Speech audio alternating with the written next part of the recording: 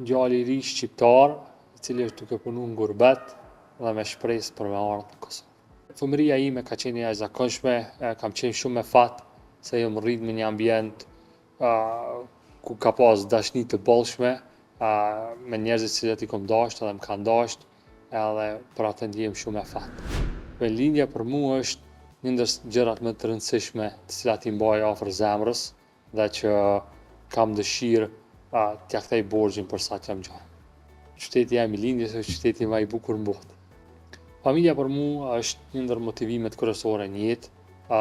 Mirëqenia ime shpirtërore dhe personale ka të bëjë me mirëqenien e familjes. Prindrit kanë qenë jashtëzakonisht të rëndësishëm, sidomos mami, e cila në vitet e para të shkollimit ka punu shumë me mua dhe ka përkushtu kohën e saj dhe fal atij përkushtimi mendoj që kam pas sukses në shkollimin e më të tjeshtë. Shkolla ime mesme ka qenë drejtimi matematikor në gjimnazin Zenel Ajdini, ku aty kam marrë bazat e mirëfillta të matematikës, të cilat më pastaj më kanë shërby në studime postdiplomike në Shtetet e Bashkuara të Amerikës. Sepse mendoj se disa sfidat kryesore të njerëzimit i zgjedh fizika.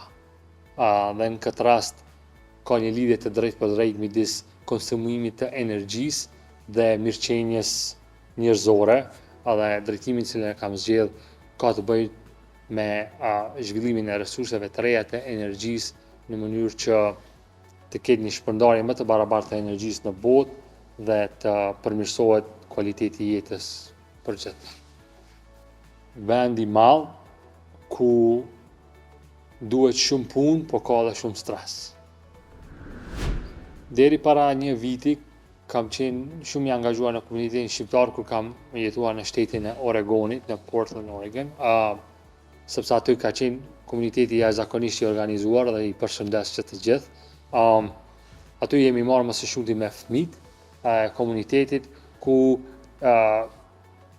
organizata shqiptare Dardania ka pas një fokus të veçantë në edukimin e fëmijëve, më ia mësu gjuhën shqipe, por gjithashtu edhe në programim dhe në matematikë, më ushtru fëmijët matematikë dhe programim në mënyrë që ja dhoni avantazh për shkollim.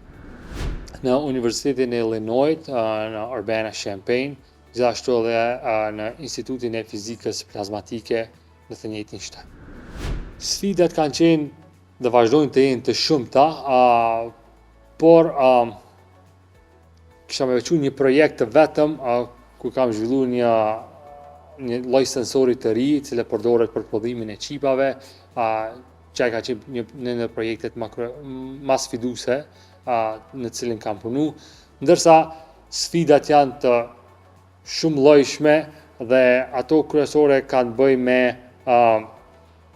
eksperimentimin e ideve të reja të cilat ne i kemi si hipoteza për mi testu me pa a ja vlen me vazhdu apo jo. Është fjala angleze pivot, ku thomi prej një pikës në pikën tjetër, ti e bën planin afatgjat, por edhe mendon që është vije drejt, por në vërtetë është shumë zigzage.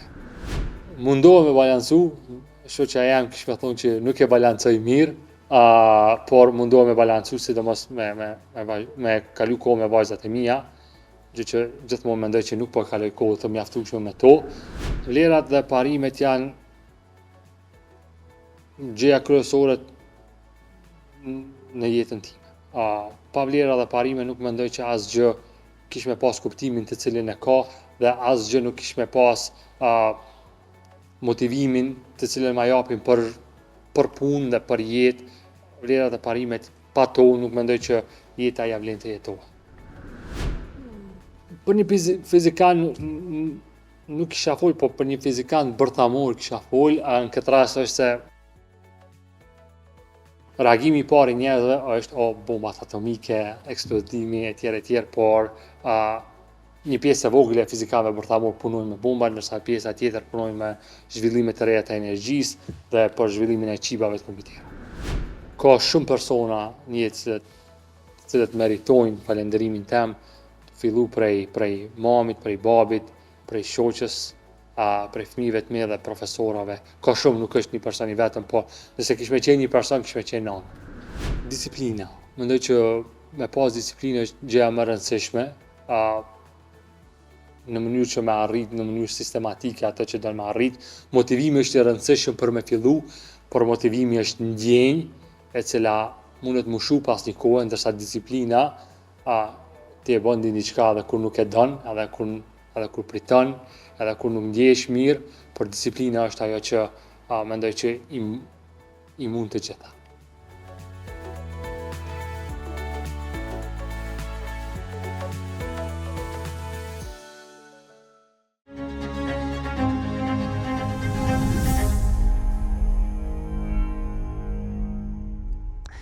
Dren, mirë se edhe në profil.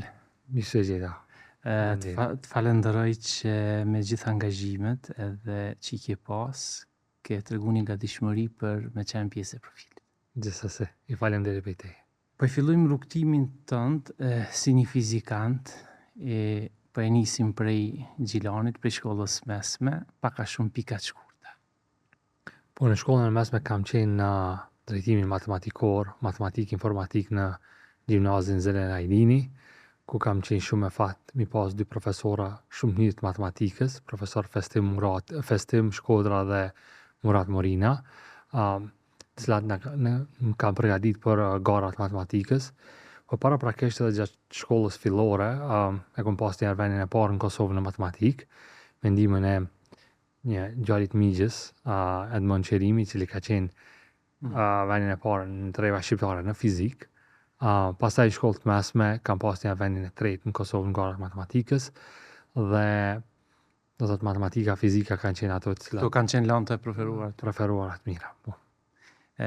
Pas shkollës mesme ti ku je drejtu për tek cili fakultet fillimisht në Kosovë apo? Po, në klasë të 10 kam pas dëshirë me bo arkitekt. Pastaj nuk jam largu për arkitekturës shumë, a jam regjistru në fakultetin teknik në Universitetin Prishtinës, në drejtimin ndërtimtarisë në konstruktiv. Po pastaj aty kam pas vetëm asnjë semestër të plot dhe kam fitu bursë për me shku në Shtetet e Bashkuara. Kush ka qenë iniciatori ty që të ka thënë Dren që ti dush me udhëtu për në botën Amerikës?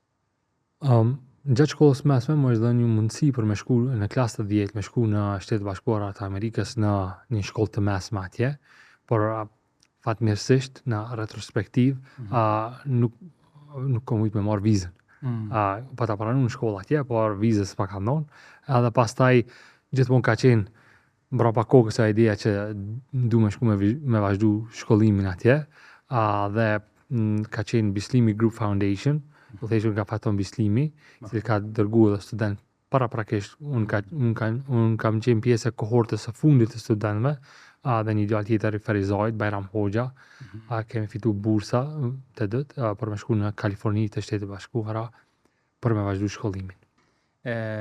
Pastaj, Dren, ajo ideja që Amerika është mundësia për me realizu ëndra, dul reale ajo për ty? Po, pa dyshim. Ka qenë drejtimin cilën e kam tani nuk e kam pas nuk e kam pas plan sa kam qenë në Kosovë, por kur kam shku atje duke bërë kërkime ma shumë dhe duke shiku se çfarë janë mundësit atëherë. Në vend je pozicionu ti fillimisht? Në Kaliforni. Në ato që quhet Lugina e Silicon, apo Silicon Valley afër San Franciscos.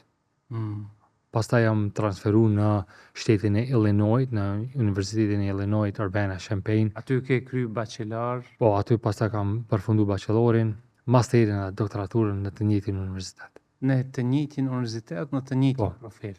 Po, në të njëjtin profil, në inxhinieri nukleare. Inxhinieri nukleare? Po. Nga fakulteti deri në doktoraturë? Deri në doktoraturë. Pak a shumë ata të cilët e përcjellin profilin tënd, edhe i ndëgjojnë dy terma, inxhinieri, pra e din, por kjo pjesa nukleare pak a shumë e zbërthyket. Pjesa nukleare zbërthet në dy sfera. Sfera parë ka të bëjë me reaktorët bërthamor. Kemi reaktorët cilët janë bërthamor që punojnë anë të fizionit apo ndarjes së atomeve me peshë të madhe, se është uraniumi dhe plutoniumi. Pastaj kemi edhe atomet e lehta, siç është hidrogjeni, kur bashkohen ato lirojnë energji. Pastaj edhe në aspektin inxhinierik kemi të bëjmë me fizikën e plazmës, sepse këto reaksione ndodhen në ambientin ose në ambientin e plazmës, e cila është gjendja 4 agregate në natyrë, përpas gjendjes të ngurtë, të lëngtë edhe të gaztë. Kjo është fokusi në gjitha studimet. Po, ka qenë fokusi im në fizikën plazmatike, e cila përdoret për prodhimin e çipave të kompjuterëve. Çipave të kompjuterëve. Çipave në përgjithësi. Në përgjithësi. Po. Më saktësisht kompjuterëve. Kështu që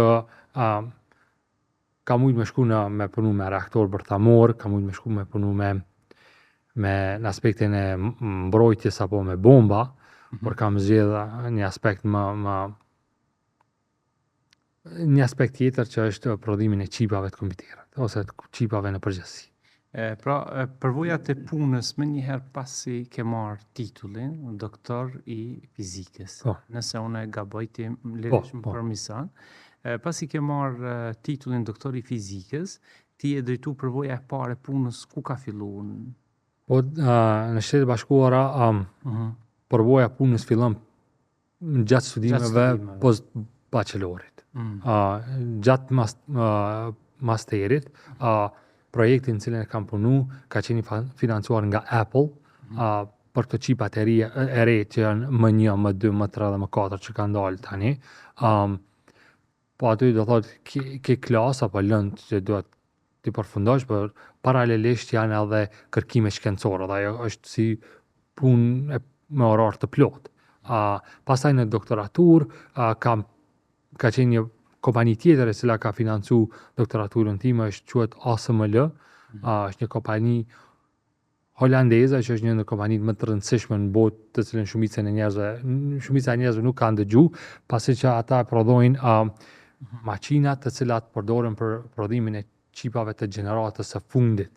7-8 vitet e fundit kjo është maqina kryesore në botë, e cila përdoret për prodhimin gjeneratës së fundit të çipave.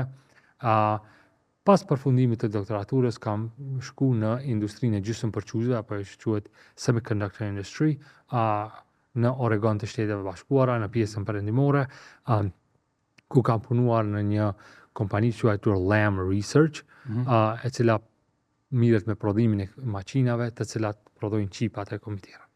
Aty kam punu si shkencëtar për zhvillimin e hardware, për zhvillimin e këtyre maqinave, por gjithashtu edhe 50% e kohës ka qenë dedikuar në inteligjencë artificiale. Inteligjencë artificiale. Po. Tash momentalisht ku punon Dreni? Rreth para një viti kam pranuar ofertën për t'ju bashkuar po të njëjtit universitet në të cilin e kam përfunduar doktoraturën, më është bërë ofertë. Se ki nostalgji për atë universitete? Jo, domosdoshmërisht, po është top 5 universitetet inxhinierike në Shtetet e Bashkuara, është universiteti i jashtëzakonshëm, me mendje shumë të ndritura. Më është dhënë oferta që të bashkohem si profesor në të njëjtin departament, po gjithashtu është edhe një institut i fizikës plazmatike në shtetin e Illinois, në të cilin jam drejtor. Arsyeën kryesore pse e kam marrë punën kanë qenë për ta drejtuar këtë institut, sepse është një urë lidhëse midis akademisë dhe industrisë. Do të thotë unë kam shumë, domethënë, po. Për shkak gjeneratave të reja, për shkak. Sakt. Dreni, përveç përvojës praktike, ti je edhe ligjërues në për momentin nuk jam ligjërues, por jam mentor ose advisor, mentor i studentëve të cilët janë duke përfunduar doktoraturën. Këtë semestër nuk jam ligjërues, por në semestrat të ardhshme do të jem. Arsyeja është çështje kohës, nuk kam kohë me ligjërueshëm. Ka kosovar ose shqiptar tash në universitetin ku je ti, përveç te në këtë njëjtin profil si fizikant? Në të njëjtin profil nuk mendoj që ka. Nuk mendon që ka. Nuk mendoj që ka.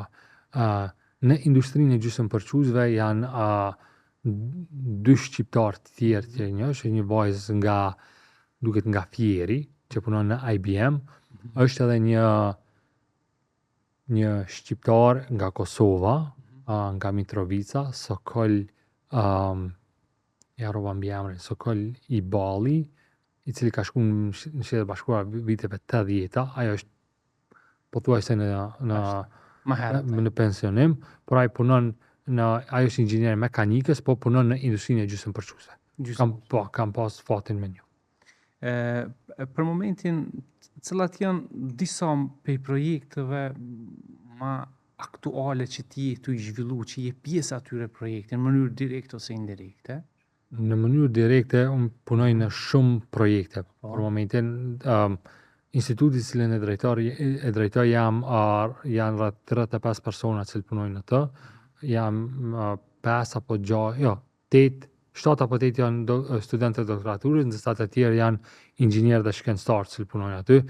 Ne punojmë në zhvillimin e proceseve, por gjithashtu edhe të çipave të ri, të gjeneratës që quhet, ato që quajnë noda apo nyjet 2, 3 edhe 1 nanometër. Do thotë na shpjego pak më thjesht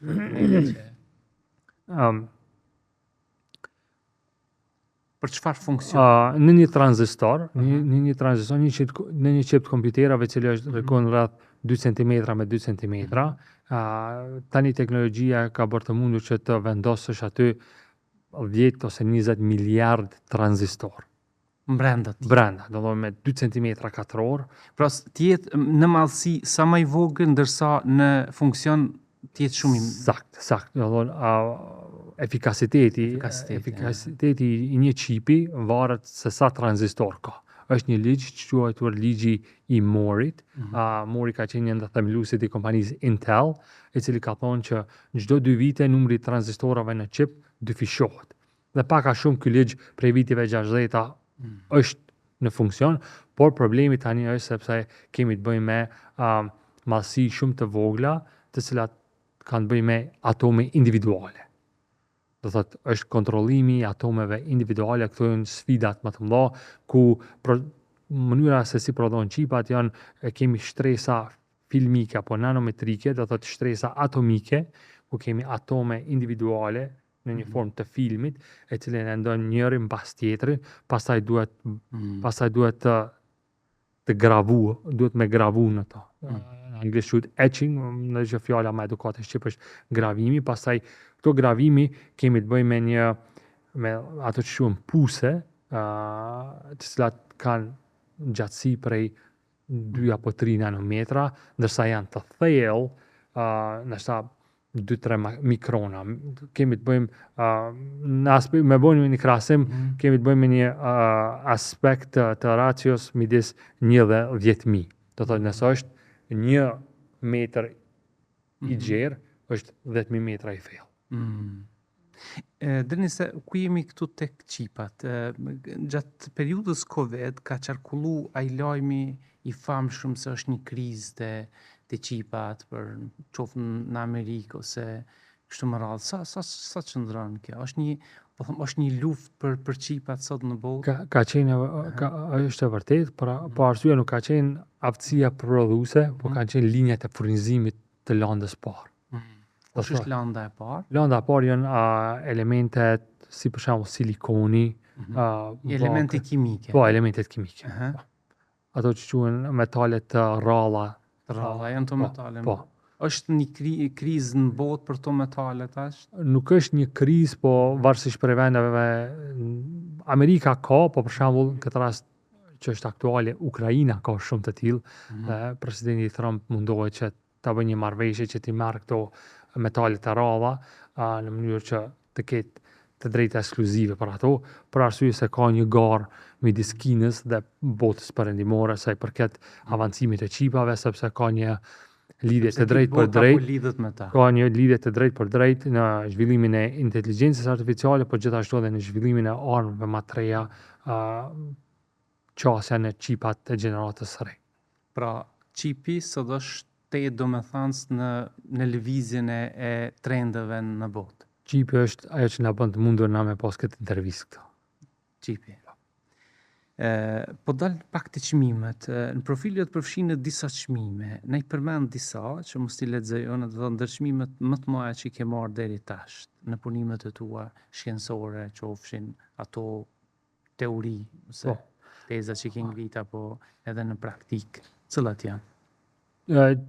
Gjatë doktoraturës ka marrë disa ato që quhen fellowships, që nuk janë bursa, po janë një nivel tjetër prej bursës, që do të ta pagun të gjithë shkollën dhe të jap një rrogë për me kry doktoraturën. Kam fituar disa prej tyre dhe disa bursa si studenti mirë, si me notë mesatare të lartë, po edhe për shkak të punimeve shkencore. Por mendoj në aspektin personal, çmimi më I mirë për mua është aftësia jam për me bo këtë punë. Aftësia jam për me qenë pjesë e kësaj karriere edhe për me zhvillu diçka të hajrit për njerëzimin. Ajo është jo diplomat apo jo ato me njohje. Jo, absolutisht. Dren, po të pyes tek puna e Kosovës. Ku është Kosova me fizikan të ri? Pse janë disa land, do thotë siç është fizika ose ndoshta nuk janë njohshë shumë për gjeneratën e ri. Çfarë këshille ke ti?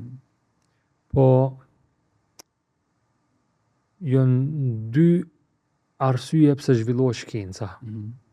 Ja është industria, zakonisht industria produse, edhe është industria e mbrojtjes apo zhvillimi I armëve.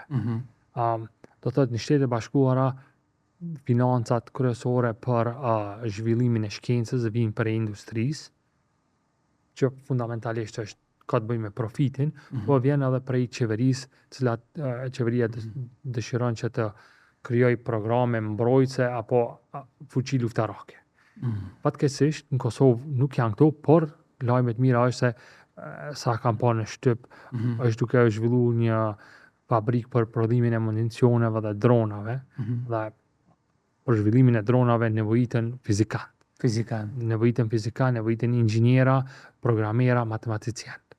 Dhe do thotë kjo është një farë lloj rrethi vetë ushqys, po duhet me fillu dikur. Edhe besoj që Kosova ka resurset njerëzore të mjaftueshme për zhvillime në këtë rast të dronave, për aftësi mbrojtëse, sepse na e dim që kemi fqinj të cilat çfarë kemi, por mendoj që për me ndërtu aeroplana ushtarake apo helikoptera kërkohet financime shumë nda, po e shohim në luftën në Ukrainë që dronat janë të jashtëzakonshëm, dhe një dron $1,000 mund me shkatërru një tank që është 10 milion. Kështu që mendoj që është shumë iniciativë e qelluar zhvillimi I dronave në Kosovë. Sa I përket ku gjenden fizika në Kosovë, me thënë drejtën, nuk jam shumë distancës. Mirë. Dhe një pyetje ndoshta pak sfiduese por po du më marr një opinion prej teje. Si e shihni keqpërdorimin e shkencës kur është përballë besimit ose fesë? Shkenca nga njëherë mirët në duart atyre që nuk janë kompetent, edhe me të tentohet të mshohet besimit edhe fesë. Ti si shkencar, ku e sheh këtë problematikë? Mendon ti që kanë përplasje shkenca me... Absolutisht jo. Mendoj që shkenca sipërfaqësore të largon prej fesë, ndërsa shkenca më e thellë të afron prej fesë. Se e kupton se sa I limitum je si qenjë njerëzor. Edhe njëherë, se e bukur ishte, edhe njëherë. Shkenca sipërfaqësore të largon ndoshta prej fesë. Ndoshta shkenca më e thellë, ato që e kupton më shumë, duhet të afrojë ndaj fesë, ndaj krijuesit. Sepse kur kemi të bëjmë me, në këtë rast unë personalisht, kur kam bëj me se si veprojnë edhe ndërveprojnë atomet edhe molekulat, e sheh se sa pak kontroll kemi ne ndaj tyre, edhe sa vështirë është mi kontrollu. Këto limitime, edhe limitime në aspektin e kontrollit tonë, për limitime tona njerëzore, bojnë mundi shumë I përullur ndaj krijuesit, se si gjithë kjo gjësi ka ardhur në në një krem, sepse Nuk ka mundësi me pas rastësi në këtë sistem, apo? absolutisht jo. Absolutisht jo. Një krijues, këtë rast Allahu e ka kriju gjithësinë. Dhe sepse energjia do të marrë nga diçka. Nuk krijohet vetvetiu. Do thotë është ai argumentimi argumentimi fundamental ku mirën 4 forcat fundamentale të natyrës, si është forcat e forta nukleare dhe të dobta, forcat e gravitetit edhe elektromagnetike, ku përpjestimi këtyre forcave është në aspektin matematikor bën të pamundur ekzistimin që jemi sot. Çka do të them? Në qoftë se në aspektin probabilistik një ndodhi e ka gjasën për me ndodhë ma pak se 10 në fuqinë e -15. Universi, koha rreth 13-14 miliard vite që është gjatësia e universit, nuk është kohë e mjaftueshme që ajo ndodhi me ndodhë. Ndërsa përpjestimi këtyre forcave është çaqi sakt për me ta mundësu jetën ty në këtë planet në tokë, saqë një vlerë e vogël në fuqinë e 10-27, domethënë pothuajse dy fish në aspektin e magnitudës, bën që ndoshta oksigjeni në tokë kish me qenë i lëngët, edhe jetë s'kish pati. Do thonë, në aspektin statistikor, jeta s'do të me ekzistu. Dikush që është shkencëtar më thonë, sa ka gjasa që jeta ekziston në tokë, në aspektin statistikor ne s'do të me qenë gjallë. Gjallë. Por ja që jemi. Jemi. Po e mbyllni profilin tënd me një pyetje që zakonisht ja bëj disa profileve, është tema më aktuale në botë, që është inteligjenca artificiale. Sipas teje, ti personalisht friksohesh për inteligjencë artificiale edhe sa ka me ndihmu shkencën në përgjithësi inteligjenca në këtë rast? Unë nuk friksohem sepse unë punoj me ta edhe kam qenë pjesë e zhvillimit, jo ChatGPT, por në aspektin e gjysmë përçuesve, kemi kriju modele që quhet large language models, po dhe gjithashtu në machine learning. Unë mendoj që ka me përmirësu jetën në tokë. Sepse tani mund ta bësh një agent i cili ju përshtatet nevoja tua personale për me të mësu ty diçka pa ma parasysh. Unë nuk i friksohem fare dhe mendoj që është diçka e jashtëzakonshme. Vetëm dim si ta përdormi drejt edhe në shërbim të njerëzimit. Po, padyshim. Mundet me ardhur një kohë kritikale ku inteligjenca artificiale mundet me kalu inteligjencën njerëzore, por nuk mendoj që jemi ende shumë afër. Por bota është shumë si themi, e paparashikueshme, nuk dihet. Dren, unë të falenderoj edhe një herë që ishe pjesë e profilit. Faleminderit shumë. Suksese. Grazie, faleminderit.